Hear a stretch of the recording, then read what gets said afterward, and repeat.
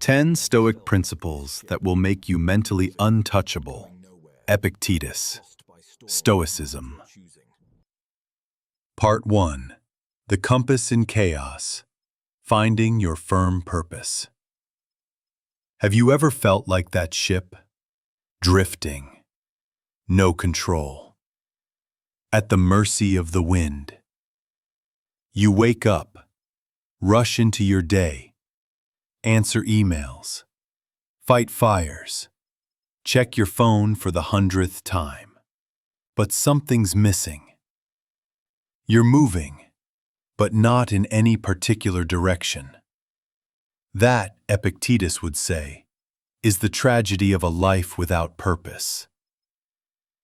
The invisible force that shapes everything.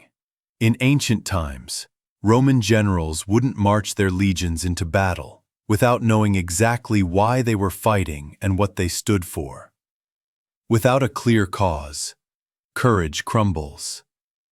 And life? It's no different.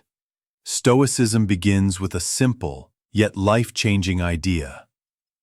Know what you're living for, and let that guide everything you do. Purpose is not just a goal on a vision board. It's a compass, a firm foundation that keeps you grounded when the world spins. Without it, you're vulnerable to stress, to distraction, to every shifting wind of emotion or opinion. A tale from the past. Let me take you back 2,000 years. Imagine a young Roman slave named Epictetus. He had nothing, no wealth, no freedom. But what he did have was clarity. He chose to dedicate his life to philosophy, not to please his masters, but because he believed that understanding truth and virtue was worth more than gold. That single choice, that firm purpose, turned him from a voiceless servant into one of the most respected philosophers of all time. Even emperors would later read his words. His life teaches us this: circumstances don't define you. Your purpose does. Why purpose isn't a luxury. It's a necessity. Today, we treat finding your purpose like a luxury, something you think about on a vacation or after burnout. But Stoics saw it as step 1 to living well. Without purpose, enlarge yes to everything, and slowly drown in obligations. With progress, you let others decide your value. But with purpose, everything sharpens. Decisions become clearer. Energy is conserved for what truly matters. You stop reacting and start creating. How to discover your firm purpose, practically. So, how do you uncover your own purpose? It doesn't appear out of thin air. It must be carved out, like a sculpture, through deep questioning and honest reflection. Here are a few questions to start with. What do I want to stand for, even when no one's watching? What kind of person do I want to become? Finally, I had only 5 years left. What would I devote my time to? These aren't abstract musings. They're tools. And when you ask them honestly, over and over, something emerges. Not a perfect answer, but a direction. Purpose as the anchor in chaos. A firm purpose doesn't prevent storms. Life will always throw you curveballs, a job loss, a breakup, a betrayal. But with purpose, those things don't shake you the same way. Think of Viktor Frankl, the Austrian psychiatrist imprisoned in Nazi concentration camps. Surrounded by death and suffering, he survived by holding on to a purpose, to one day help others find meaning in life, even through pain. He later wrote, "Those who have a why to live can bear almost anyhow." This is the core of Stoicism, not escaping difficulty, but enduring it with dignity, because you know what you're living for. Final thought. Write it down. Live it out. If this is the only principle you take from Stoicism, let it be this. Without purpose, nothing else holds. But with it, everything aligns. So take the time. Reflect. Write down your values. Define your direction. You don't need to know every step, just your North Star. And when life pulls you in every direction, come back to it. Let it be your compass, your anchor, your guiding flame. Because once you have a firm purpose, nothing can shake you. Part 2. Live according to nature. The art of becoming fully human. But once you've found that firm purpose, what next? You know your why, you have your compass. But how do you live it out? Every day, in a chaotic, often irrational world. This is where Stoicism offers one of its most misunderstood, yet most profound, teachings. Live according to nature. At first glance, that might sound like becoming one with the forest, hugging trees, or rejecting civilization. But to the Stoics, nature meant something much deeper. It meant aligning with your true nature, the essence of what it means to be a human being. Our true nature, more than flesh and bone. Let's pause here. What is your nature? You're not just a body, not just a bundle of appetites, distractions, or emotions. You're not a machine driven by impulse or instinct. According to Epictetus, Marcus Aurelius, and the other great Stoics, your true nature is rational, moral, and social. You are a creature of reason, a being capable of wisdom, empathy, and virtue. To live against your nature is to betray yourself. To live with it, that's freedom. A tale of two lives. Imagine two lives. The first belongs to someone who's reactive, always chasing pleasure, consumed by anger or envy, driven by external praise. Their days are noisy, their nights restless. The second belongs to someone who acts with thought, who pauses before reacting, who chooses words carefully, seeks justice, helps others, and finds peace in simple things. Which of these lives feels more human to you? The Stoics believed only the second is truly human. The first? That's a soul in exile, living against its own design. Nature has a rhythm, so should you. Think of the natural world. The seasons don't rush. The rivers don't rage without cause. Even storms have structure.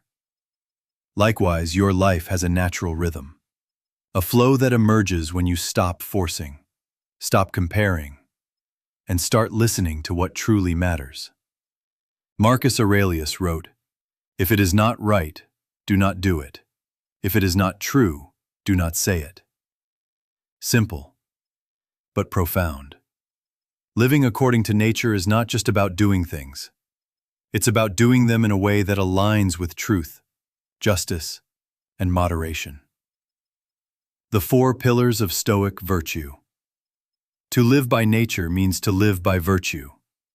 The 4 timeless pillars that every Stoic strive to embody. 1.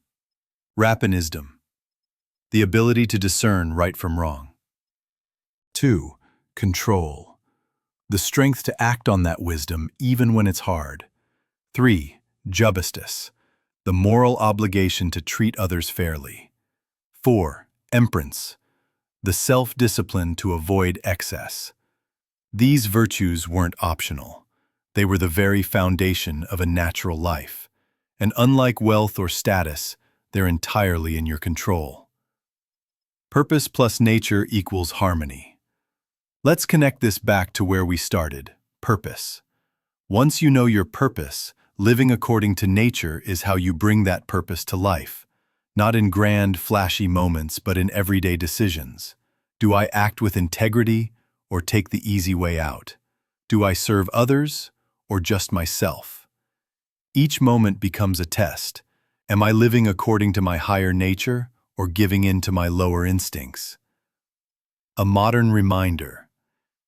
In today's world, living by nature doesn't mean abandoning your phone or moving to the woods. It means saying no to toxic distractions, forcing before reacting. Check out relationships that nurture your values, working not just for money but for meaning, consuming less, reflecting more. It means designing a life that reflects your inner truth, not the noise of the outside world. Final thought. Nature is not out there, it's in you. The Stoics weren't telling you to become something new. They were urging you to return to who you already are, deep down, beneath the noise. Yesterday, rational being, moral actor, social soul, that's your nature. And when you live from that place, not from ego, not from fear, not from impulse, you become unshakable. Because you're not fighting against the current, you're flowing with it. But even when you're flowing with nature, even when your purpose is clear and your actions align with virtue, there's still one battlefield that remains constantly under siege: your mind. Not from swords or storms, but from something far more subtle.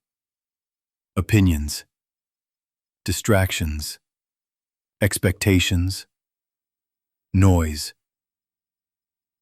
In a world that never stops talking, thinking, comparing, and reacting, how do you stay clear? The Stoics had one answer: guard your mind, fiercely, intentionally, daily. The mind is a garden, or a battlefield. Think of your mind like a garden. If you don't tend it, weeds grow. If you're not careful about what you plant, toxic seeds take root: fear, envy, anger, comparison. Every day, whether you realize it or not, your mind is being shaped by what you consume, what you believe, and what you tolerate. The Stoics understood this long before smartphones and social media. Marcus Aurelius wrote, "The things you think about determine the quality of your mind. Your soul takes on the color of your thoughts. You become what you allow in." The practice of mental vigilance. Guarding your mind isn't a passive process. It's an active, ongoing discipline, like a sentry standing at the gate of a city, deciding who to let in and who to keep out. Here's what that means today. Dismail mindful of what you watch, read, and scroll through. Every headline, every image, every comment, it all leaves a trace. Intentional about who you spend time with. Are your conversations nourishing or draining? Do they elevate you or pull you down? Be aware of your self-talk.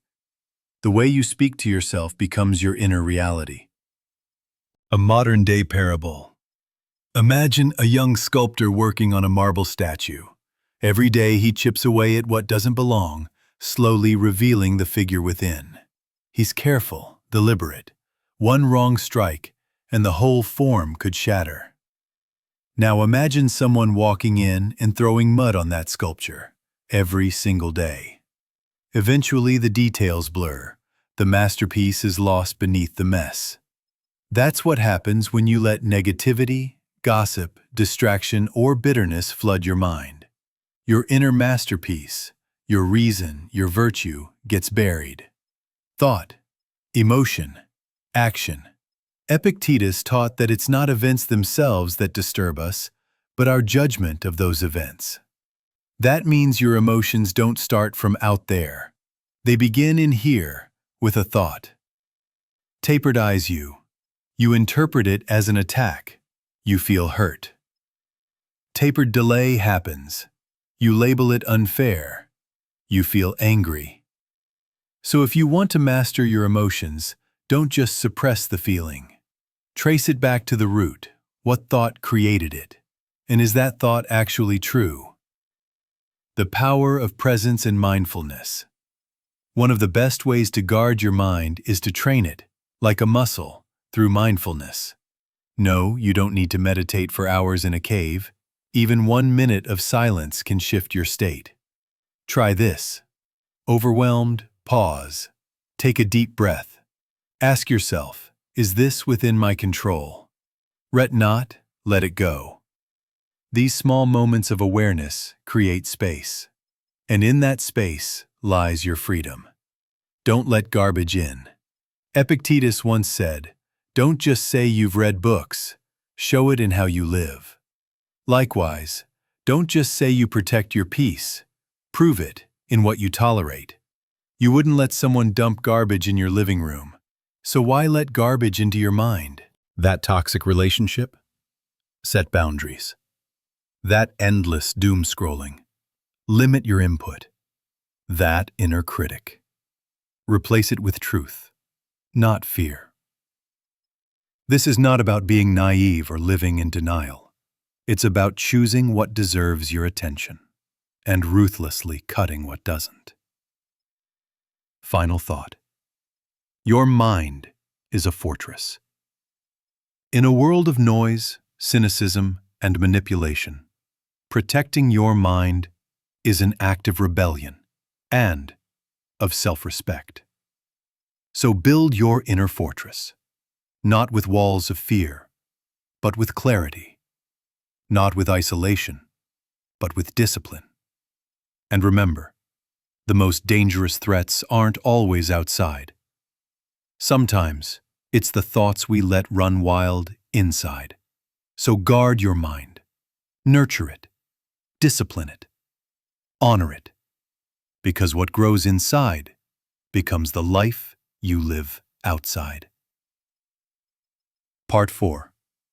Handle criticism wisely, turning judgment into strength. But even when your mind is guarded like a fortress, even when you filter out the noise, there's one sound that always seems to sneak in. Sometimes loud, sometimes subtle, but always personal. Criticism. The words of others. Sharp or soft, whispered or shouted, can rattle even the strongest among us.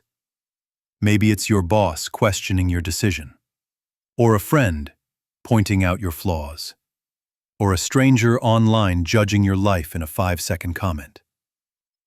And here's the truth. Criticism is unavoidable, but letting it control you, that's optional. We all wear armor, but is yours made of ego? Let's be honest. Most of us react to criticism in one of two ways. First, we get defensive, arms crossed, ego bruised. We push back, deny, attack. First, or we shrink inward. Our confidence crumbles, and we start doubting everything. Both responses come from the same place. Fear of being wrong, of being unworthy, of not being enough. But Stoicism offers a third way, a better way. Epictetus said, if evil is spoken of you and it's true, correct yourself. If it's a lie, laugh at it. Powerful, simple, liberating. The pause that changes everything. The Stoic approach to criticism starts with one essential move: pause. Not everything needs a response, and certainly not an immediate one. When someone criticizes you, take a breath. Instead of reacting, ask, is there truth in this? Where is it coming from?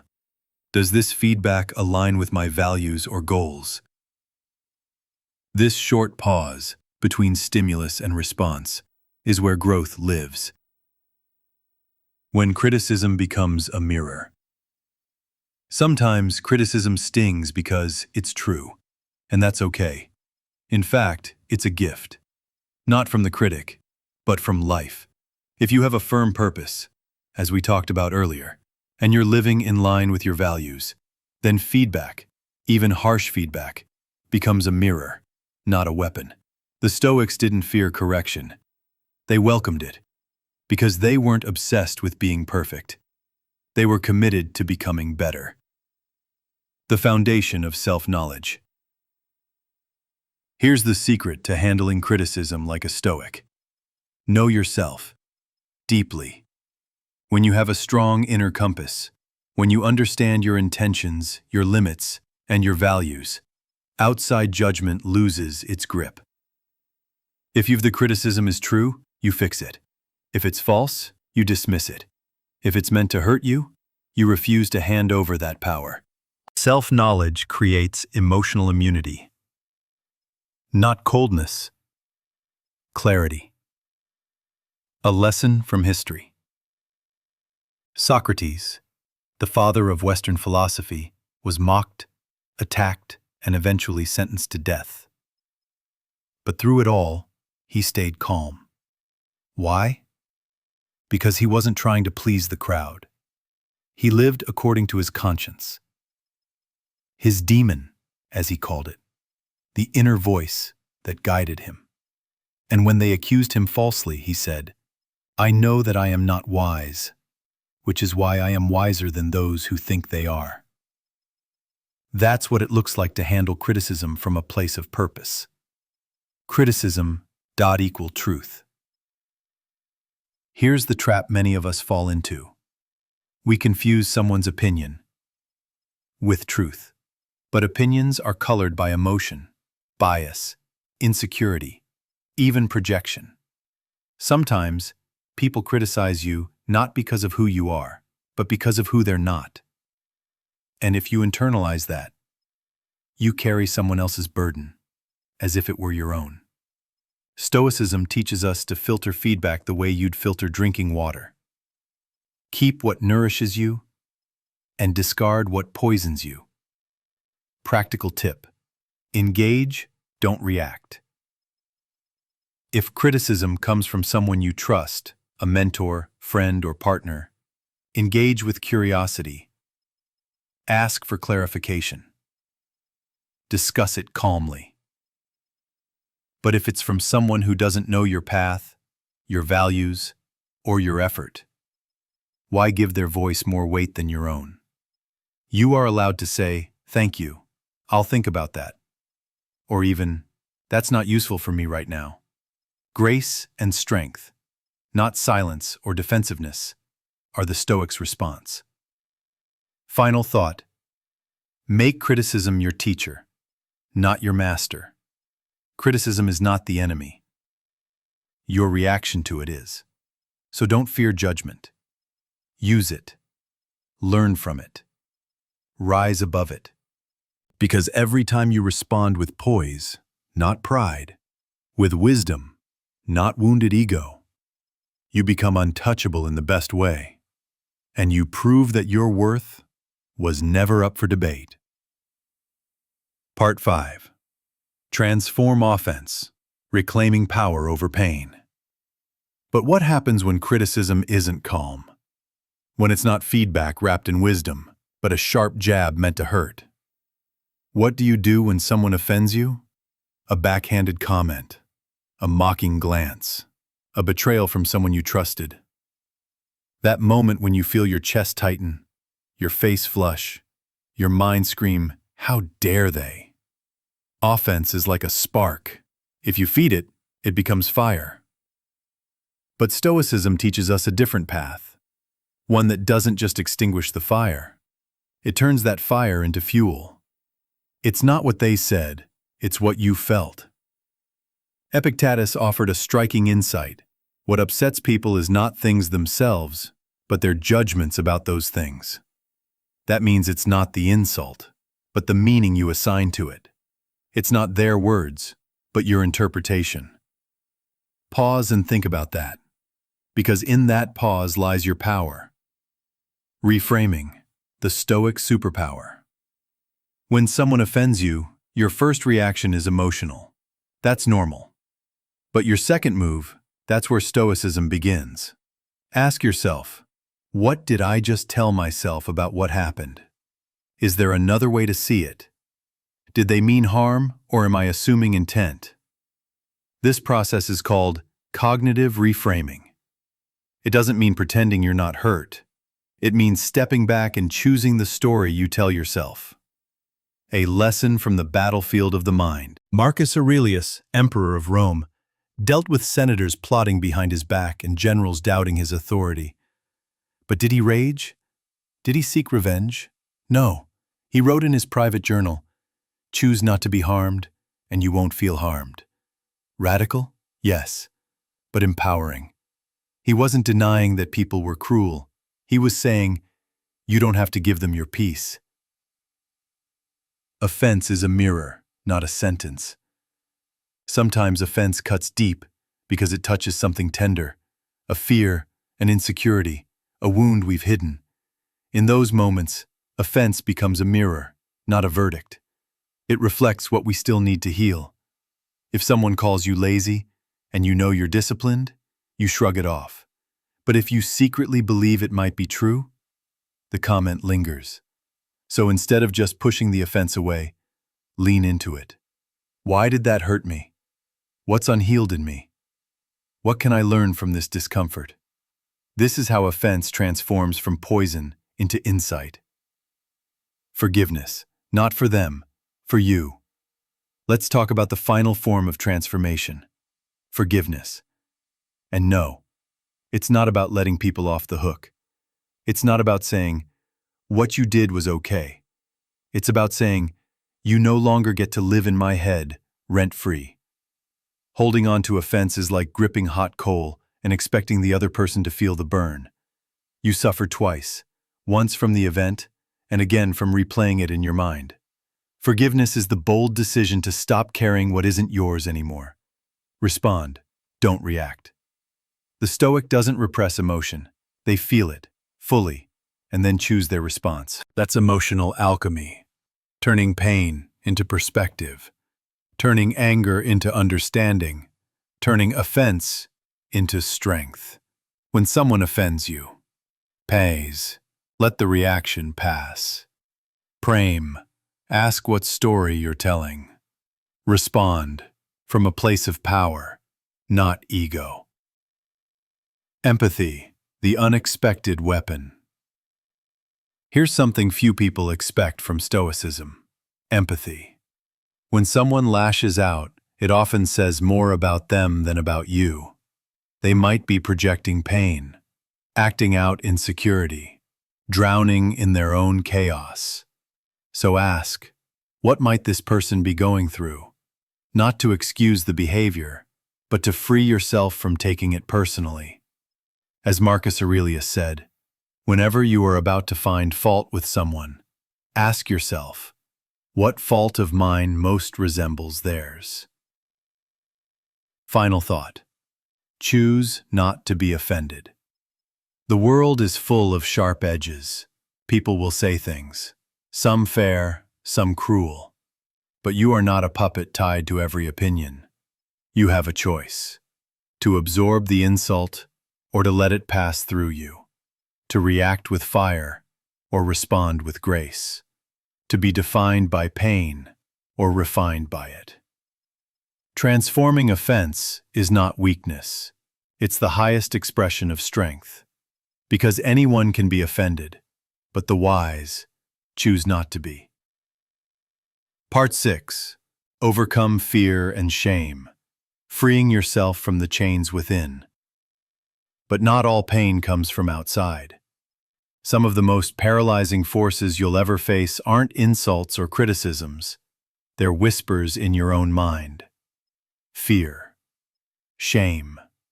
They don't shout. They don't argue. They creep in quietly. And suddenly, you're frozen. Afraid to speak up. Afraid to try. Afraid to be seen. And shame. Oh, shame is even crueler. It doesn't just say, you made a mistake. It says, You are the mistake. Stoicism doesn't deny fear. It dissects it. Fear is not your enemy, but misunderstanding fear is. The Stoics didn't preach fearlessness. They taught clarity. Epictetus wrote, "What upsets people is not things themselves, but their judgments about them." Fear begins when we imagine a future event and assign it power over us. But if we look closer, we often find that fear is built on vague shadows, not solid truth. The anatomy of fear. Let's say you're afraid of public speaking. Is it the microphone you fear? The audience? The room? No. You fear being judged. You fear freezing. You fear being seen as less than who you want to be. But here's the Stoic twist. What if judgment isn't dangerous? What if fear is just a signpost pointing to growth? Seneca, a Roman Stoic, once said, "We suffer more in imagination than in reality." The moment we examine fear, dissect it, question it, even write it down, we begin to shrink it. Fear thrives in darkness, but when exposed to light, it becomes manageable. From paralyzing to power. One practical Stoic exercise is called premeditatio malorum, the premeditation of evils. It sounds grim, but it's actually freeing. You imagine the worst-case scenario, not to panic, but to prepare. Ask yourself, what's the worst that could happen? How would I respond? What resources or strengths would I draw on? You'll often find the monster under the bed is smaller than you thought. Now let's talk about shame. If fear is the prison, shame is the chain that keeps you there. Shame whispers, "You're not enough. You're broken. You don't deserve good things." But Stoicism breaks that illusion with one powerful truth. You are not your past. You are your present choices. Marcus Aurelius said, "The impediment to action advances action. What stands in the way becomes the way." Meaning, even your deepest regret can become your greatest strength, if you let it teach you. The courage to face yourself. Overcoming shame isn't about pretending it didn't happen. It's about facing it with open eyes. Ask, "What did I learn?" Asks, "Would I do it differently now?" Ask, "What does this teach me about who I want to become?" You're not being judged by the Stoics for failing. You're judged by whether you learned from it, whether you rose stronger. Stoicism doesn't demand perfection. It demands integrity. You are not alone. Here's what shame wants you to believe, that you're the only one. But the truth is, every human being alive, from emperors to outcasts, has felt the sting of regret and the grip of fear. Even Epictetus, before he became a philosopher, was a slave. And yet, through inner transformation, he became free, before his body ever was. So don't carry shame like a permanent identity. Carry it like a stone you once stepped on and left behind. Forgiveness is freedom. And let's say it clearly. Forgive yourself. Not to excuse, but to release. You cannot grow in a prison you refuse to leave. By forgiving yourself, you make space for strength to take root. You transform weakness into wisdom. You trade guilt for grace. Final thought. Fear and shame are not your masters. Fear wants you to hide. Shame wants you to shrink.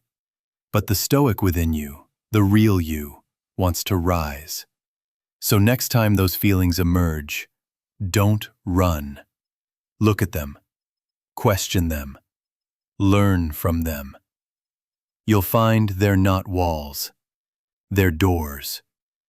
And on the other side is the person you were always meant to be. Part 7. Anticipate obstacles. The Stoic art of premeditatio malorum. But even after you've faced your fears, even after you've released shame, forgiven yourself, and reclaimed your strength, there's still something you must do. Something the Stoics believed separated the prepared from the panicked. Anticipate the storm. Because life doesn't wait for you to be ready.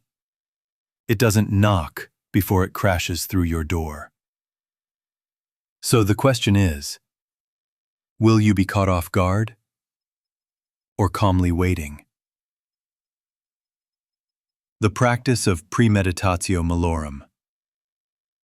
The Stoics had a powerful mental technique, one that modern psychology now praises for building resilience. They called it premeditatio malorum, the premeditation of evils. But don't be misled by the word evil. This isn't about being negative. It's about being realistic. It's about mentally rehearsing hardship, not to suffer early, but to prepare deeply. What could go wrong? And what will I do? Before a battle, a general walks the field and imagines every move the enemy might make. Before a speech, a Stoic imagines losing their place, being interrupted or misunderstood. Not to increase anxiety, but to reduce it. They ask, could go wrong? Or will I respond? Will I need to hold on to when the test arrives? You're not inviting suffering. You're removing the element of surprise. Marcus Aurelius, the philosopher emperor. Marcus Aurelius didn't just write Stoic philosophy. He ruled an empire with it. Each morning, before facing his generals, advisors, and even his enemies, he would remind himself, today, you will meet people who are selfish, deceitful, arrogant. But they are this way because they do not understand what is good and evil. He didn't expect perfection. He anticipated imperfection. And by doing so, he remained centered when others spun out of control. Expectation versus preparation. There's a difference between pessimism and preparation. A pessimist says, everything will go wrong and I'm doomed. Preparation says, things may go wrong and I'm ready. When you anticipate difficulty, you give yourself the tools to respond wisely, rather than react emotionally. Imagine two people about to face a heavy storm. One wears a coat, grabs an umbrella, and leaves early. The other walks out in sandals, smiling at the sun, and panics when the clouds roll in. Who do you want to be? Premeditation for the modern world. You don't have to be a Roman emperor to practice this. You can do it before. Big presentation. Difficult conversation. Financial risk. Even just a stressful Monday morning. Take 2 minutes. Ask yourself, Will might challenge me today? Permission do I need to carry? Virtues, patience, courage, self-restraint, might I be called to use? You're not dwelling, you're arming your spirit in advance. Calm is a strategy. The Stoics believed calm wasn't something that happened to you, it was something you built, like a fortress. When you expect hardship, you respond with readiness. When you're surprised by it, you respond with fear.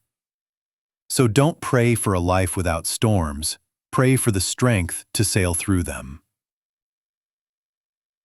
Lessons from the ancient world. In ancient Sparta, young warriors were trained not only to fight, but to expect injury. They rehearsed losing a sword, falling down, even fighting blindfolded. Why? Because they knew. It's not what happens in battle that breaks you. It's being unprepared. In the same way, you must train your mind for difficulty, not to live in fear, but to live in freedom. Final thought. Life's surprises don't have to surprise you.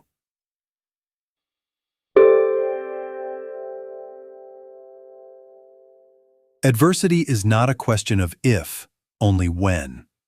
So don't be fragile, don't be shocked, be ready. Premeditatio malorum is not about predicting disaster. It's about rehearsing dignity, composure, and clarity before you need them. Because when the storm hits, and it will, you'll already be steady at the helm. Part 8. Build inner strength, becoming unshakable. From the inside out. But what if I told you this? That all the preparation, all the reflection, the reframing, the anticipation of adversity, they're not just tools, they're training. Training for something greater than any technique. Something deeper than any reaction. They're building something inside you. Something quiet, something powerful. Inner strength. The foundation beneath the storm. In a world obsessed with appearances, with loud opinions, fast success, and constant validation, inner strength is invisible, but it's also unstoppable. It's the calm when others panic, the steadiness when the plan falls apart, the silence between stimulus and response, when you could explode, but you don't. It's what you fall back on, when there's nothing left to hold you up. What inner strength is, and isn't. Let's be clear. Inner strength isn't coldness. It's not pretending you don't feel pain. It's not masking your struggle with a fake smile or fake toughness. True strength isn't about hiding your emotions. It's about owning them. It's knowing when to act and when to hold back, when to speak and when to stay silent. It's discipline with compassion, resilience without rigidity. A lesson from the emperor. Marcus Aurelius was emperor of the most powerful empire in the world, and yet, he wrote in his journal, "You have power over your mind, not outside events. Realize this, and you will find strength." Notice that he doesn't say, "You'll find control." He says, "You'll find strength." Why? Because strength isn't about controlling others, it's about mastering yourself. How strength is forged. Strength isn't built in comfort.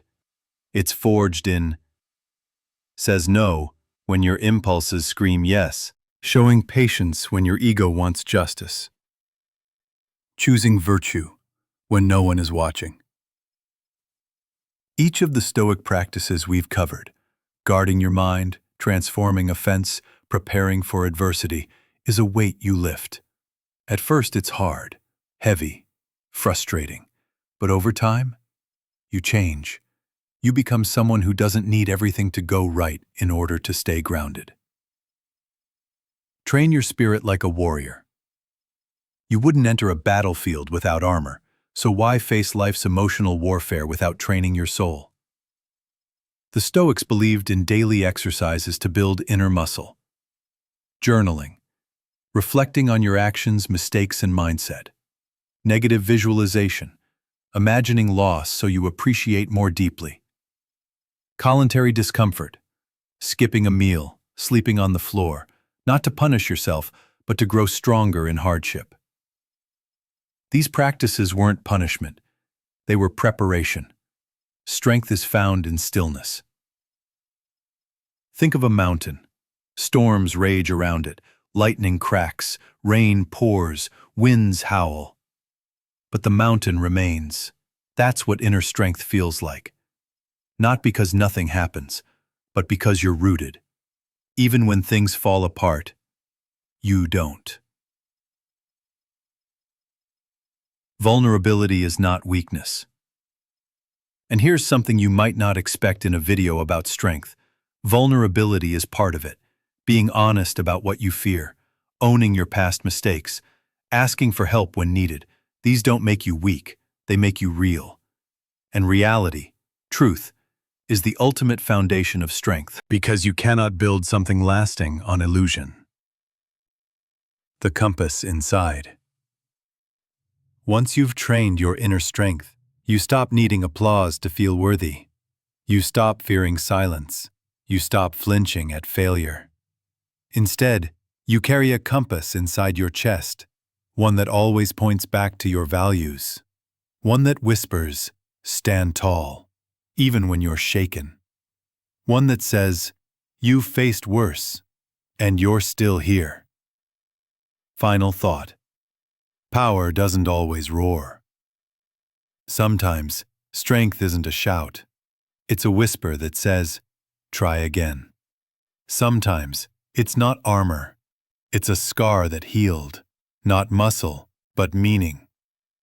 True inner strength isn't flashy, but when the world tries to move you, and you remain, that's when you know you've become unshakable.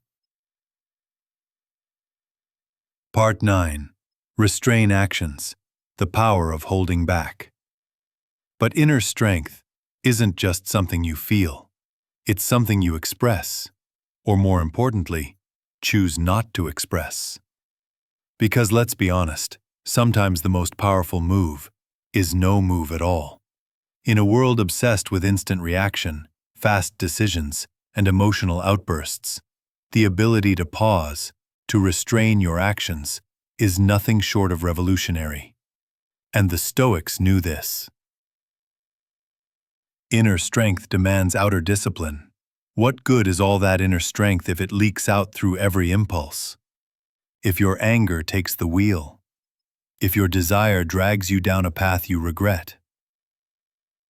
Seneca wrote, "No person has the power to have everything they want, but it is in their power not to want what they don't have." That's restraint. Not repression, not weakness, but control that comes from clarity. You don't have to swing every sword. Imagine this. Someone insults you. They're wrong. They're loud. And you know exactly what to say to cut them down. Do you say it? Maybe. But maybe you don't. Not because you're afraid, but because you're free. Free from needing to prove yourself. Free from being pulled into chaos.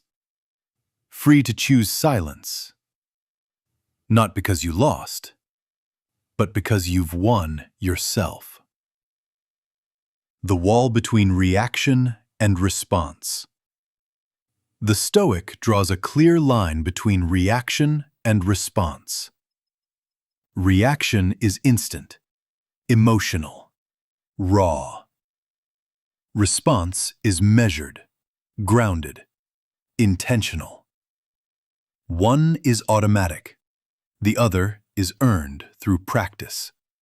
Epictetus put it simply: if someone succeeds in provoking you, realize that your mind is complicit in the provocation. Let that sink in. No one makes you react. You allow it, unless you learn to hold your fire.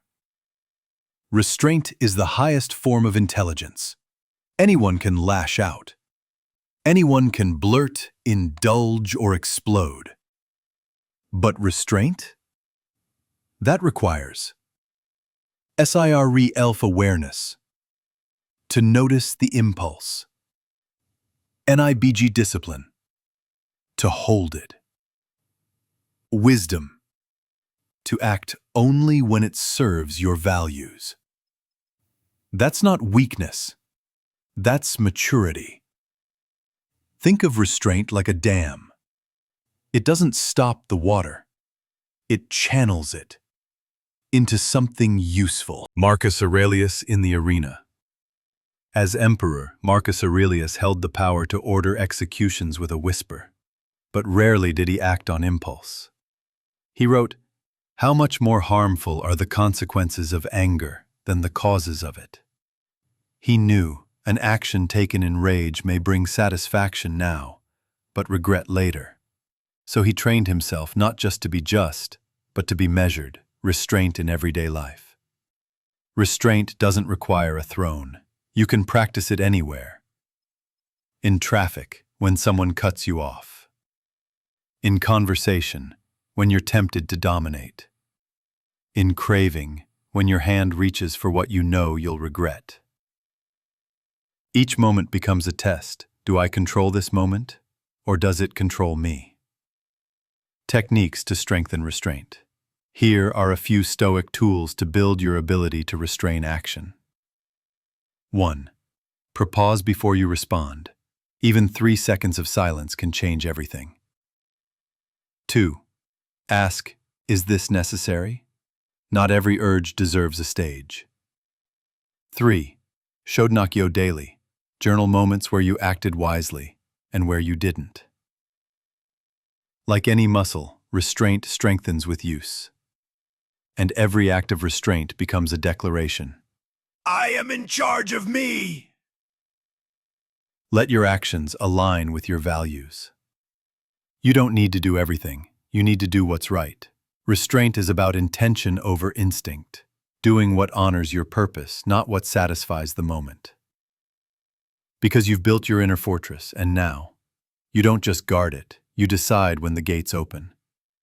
Final thought, stillness is a weapon. In chaos, stillness stands out. In noise, silence becomes sharp. The Stoic doesn't act just to act. They wait, they weigh, and when they move with force and direction. So the next time you feel the urge to lash out, overreact, or chase a fleeting thrill, remember, you don't have to answer every call. Restraint isn't holding back. It's choosing when to move, and making every move count. Part 10. Practice acceptance, the final freedom. You've guarded your mind. You've overcome fear. Transformed offense, held your fire. You've prepared for life's blows, built strength that doesn't crack, and learned when not to act. But there is still one final piece. The closing key to the Stoic life.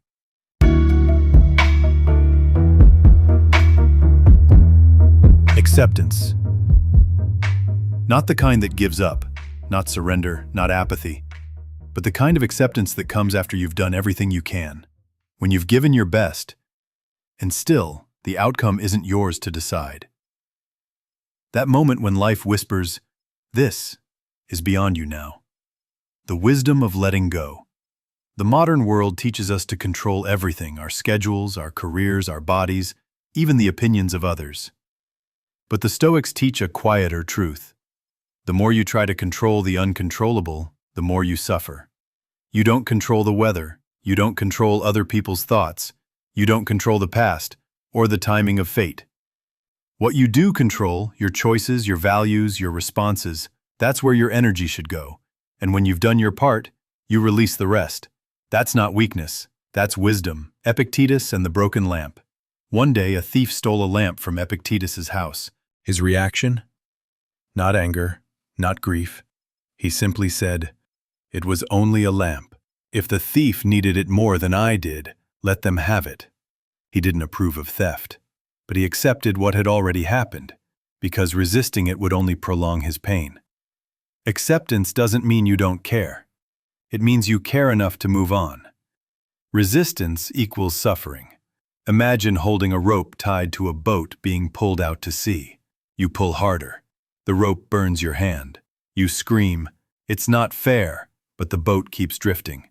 Now imagine letting go, not because you don't care, but because you finally understand. Your suffering came not from the event, but from your refusal to accept it. As Marcus Aurelius wrote, "If you are distressed by anything external, the pain is not due to the thing itself, but to your estimate of it, and this you have the power to revoke at any moment. The courage to say, 'This is enough.'" Acceptance doesn't mean lowering your standards. It means releasing your attachment to outcomes. You train for the race, but you accept the result, whatever it may be. You love someone fully, but you accept if they walk away. You speak the truth and accept if it's misunderstood. It takes immense courage to say, I've done my part. I've shown up fully. Now I let go. That's not passivity. That's maturity. True freedom begins here. The Stoics believed that freedom isn't the ability to do whatever you want. It's the ability to stay untroubled by what you can't control. A free person isn't someone who avoids hardship. It's someone who, in hardship, remains whole. Acceptance is not the end of the journey. It's the moment you stop running from reality and start walking with it. The peace of living in harmony. To live with acceptance is to live in harmony. With nature, with time, with yourself. When you lose something, you grieve and then accept.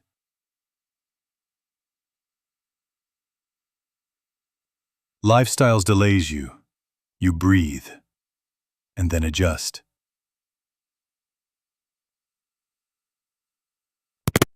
When your plans fall apart, you mourn and then move forward.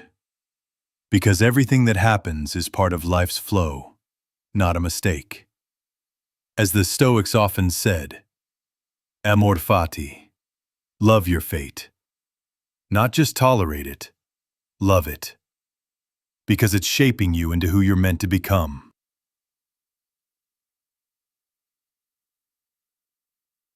Final thought. Let go to go forward. So here we are, the final principle, and perhaps the most difficult one. Not because it requires effort, but because it requires release. It asks you to trust the process, to live fully and let go freely, to meet life not with resistance but with openness. So the next time life gives you something unexpected, breathe, pause, and say, this too, I accept. Epilogue. A life lived the Stoic way. Now you know. Yesterday is your compass. Numature is your guide. Your mind is your fortress. Criticism, offense, fear, and shame. They don't own you. You can fall hardship, grown your strength, acted with restraint, and now, with calm acceptance, you are free. Not because life is easy, but because you no longer demand that it be. That's Stoicism. That's peace. Thank you for walking this path with me. Thank you for watching. If you've made it this far, thank you. Truly. It means you're not just watching a video. You're walking a path. A path of self-mastery, wisdom, and inner strength. And that's exactly what this channel, Stoic Lavas, is here for. So if today's journey spoke to something deep in you, if it helped you pause, reflect, or see life a little more clearly, then go ahead and like this video. It really helps more seekers like you find their way here. And don't forget to subscribe to Stoic Lavas, where ancient wisdom meets modern life. New videos are on the way. Deeper, sharper, and always grounded in the timeless truth of Stoicism. Until next time, stay grounded, stay strong, and keep walking with purpose. We're just getting started.